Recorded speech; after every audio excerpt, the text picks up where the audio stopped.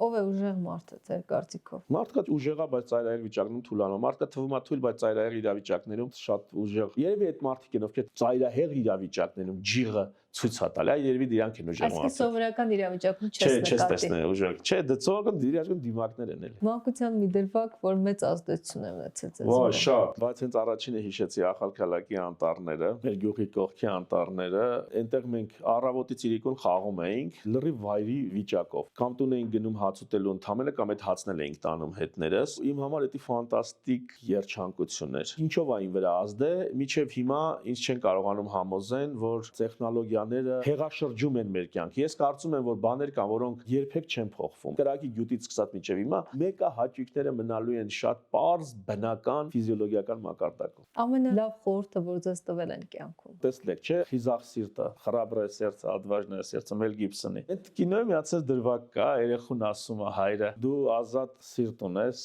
արիություն ունեցի հետևելու դրան։ Այդ ին վրա այնքան լուրջ ազդ է։ Ես միշտ դա մտածել եմ, ես հիմա հետևում եմ սրտիս, թե շեղվել